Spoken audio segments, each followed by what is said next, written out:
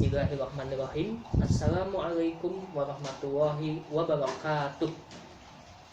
Innal hamdalillah nahmaduhu wa nasta'inu wa nastaghfiruh wa na'udzubika min syururi anfusina wa min sayyiati a'malina falyahmudillahu wa qawla hajat amma ba'd. Pertama-tama, mari kita panjatkan puji dan syukur kehadirat Allah Subhanahu wa taala atas segala limpahan rahmat dan curahan berkah yang diberikan olehnya kepada kita hingga hari ini.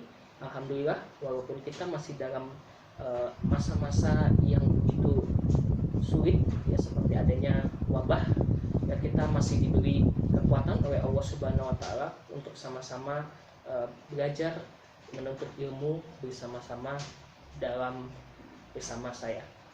Salawat dan salam tercurahkan kepada junjungan kita Nabi besar Muhammad Sallallahu Alaihi Wasallam. Ikhwafillah rahimakumullah. Hari ini saya Farah Fadila Novaliano akan mengajarkan kalian pendidikan agama Islam atau PAI kelas 10 SMA. Judul materi yang akan saya sampaikan pada hari ini adalah Al-Quran dan Hadis sebagai pedoman hidupku.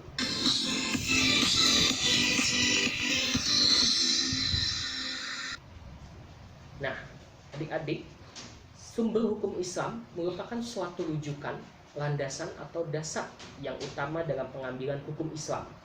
Dan ini menjadi pokok ajaran Islam. Sehingga apabila kita ingin mencari hukum ya, dan juga ingin mencari referensi dalam seputar Islam, maka inilah yang menjadi patokan dan tempat kita, yaitu ada 3 sumber hukum Islam, yaitu adalah Al-Quran, Hadis, dan Ijtihad. Al-Quranul Karim berasal dari kata qara'a, yaqra'u, dan Qur'ana yang artinya bacaan. Itu secara bahasa ya adik-adik. Secara istilah, Al-Quranul Karim atau Al-Quran itu adalah kalamullah. Kalamullah yang diturunkan oleh Allah Subhanahu wa taala kepada Nabi Muhammad Sallallahu Alaihi Wasallam dan mutawatir sampai kepada kita sebagai umat muslim dan sepanjang zaman. Jadi Al-Quranul Karim juga itu adalah sebuah bacaan diawali dengan surat Al-Fatihah dan diakhiri dengan surat An-Nas. Dan ini adalah suatu kitab ya, atau bacaan yang tentunya sebagai umat muslim tentunya kita harus bisa membacanya setiap hari. Bahkan dalam firman Allah surat Al-Isra ayat 9 yang akan saya bacakan.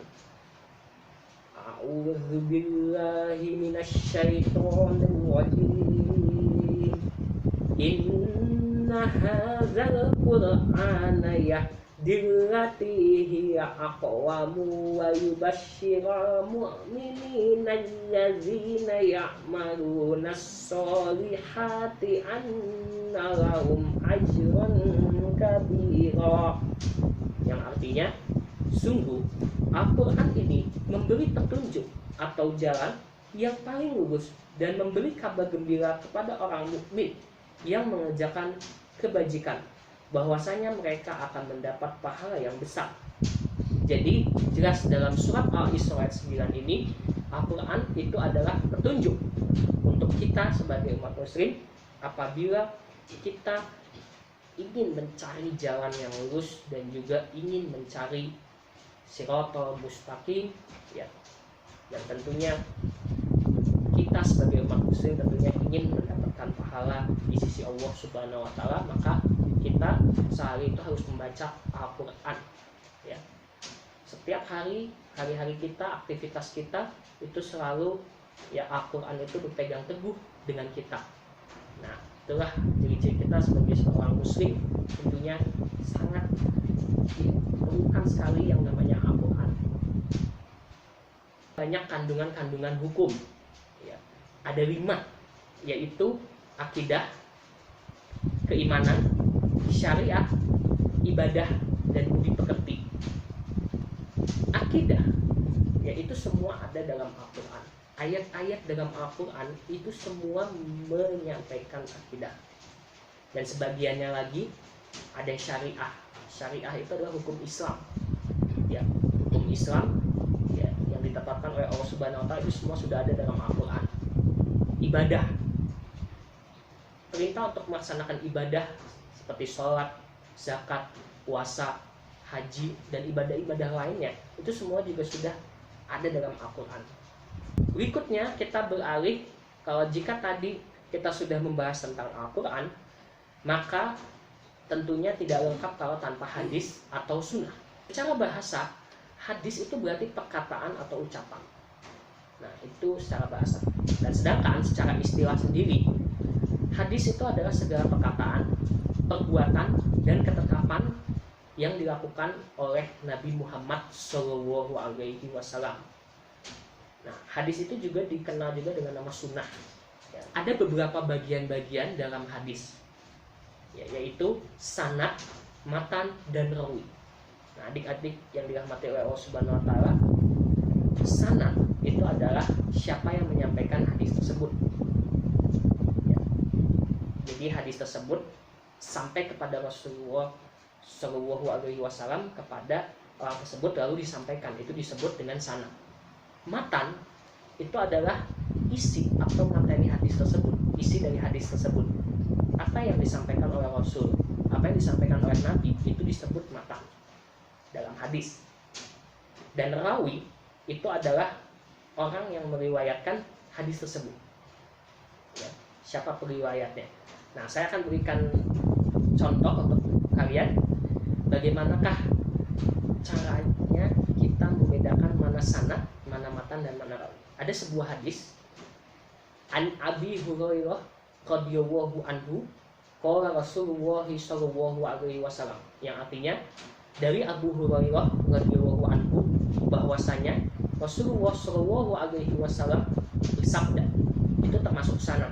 Jadi yang menyampaikan hadis tersebut itu adalah Abu Hurairah radhiyallahu anhu. Jadi itu termasuk sanad ya adik-adik ya. Man tasyabaha fahuwa qaumin fahuwa minkum, yang artinya barang siapa yang menyerupai suatu kaum maka ia termasuk dari golongan tersebut. Nah, ini dari man tasyabaha sampai minkum itu masuk ke matan. Jadi isi dari hadis tersebut tadi, dari yang sepanjang saya baca itu adalah matan, isi daripada hadis tersebut. Rawahu Muslim, ya, atau hadis riwayat Muslim itu termasuk rawi. Ya, jadi periwayat daripada hadis tersebut itu adalah Muslim. Ya, tapi bukan hanya Muslim aja. Ya, mungkin adik-adik sudah pada dengar ada Bukhari, Tirmizi, Nasai, dan lain sebagainya, itu semua termasuk dalam. Nah, pertama menjelaskan ayat-ayat Al-Quran yang masih bersifat umum. Jadi maksudnya gini, misalnya dalam Al-Quran kan ada wa aqimus sholat, dan dirikanlah sholat. Nah, kan itu kan hanya memerintahkan untuk memerintahkan sholat. Tapi kan kita tahu sholat itu kan banyak. Ada sholat wajib, sholat sunnah, dan sholat-sholat yang lain kan. Nah, banyak sekali macam-macam sholat. Nah, kalaupun di Al-Quran hanya disuruh untuk mendirikan sholat saja, maka dalam hadis ini yang akan dibahas apa saja seputar sholat dan fikih-fikihnya, itu semua ada dalam hadis. Yang kedua, memperkuat kenyataan yang ada dalam Al-Quran. Jadi kita sering dengar istilah tafsir Quran. Jadi tafsir Quran itu juga memperkuat suatu ayat Al-Quran dengan tafsir-tafsir yang berdasarkan juga dengan hadis. Macam-macam hadis sendiri itu ada 8 ya, yaitu hadis sahih, mutawatir, hasan, ahad, masyhur, dhaif, dan maudhu. Ya. Nah, jadi kalau hadis sahih, ya, hadis sahih itu adalah hadis yang diriwayatkan oleh perawi yang adil, kuat hafalannya, tajam penelitiannya, sanadnya bersambung kepada Rasulullah, dan tidak tercela, tidak bertentangan dengan riwayat yang orang lebih terpercaya. Jadi ini hadis ini terpercaya kalau sahih itu jelas, dan sanadnya itu bersambung dan tidak cacat. Nah, itu jadi disebut hadis sahih. Hadis mutawatir itu adalah hadis yang diriwayatkan oleh banyak perawi, tapi mereka tidak bersepakat untuk berdusta. Ya, jadi itu tapi ada kepastian mereka itu berdusta atau tidak.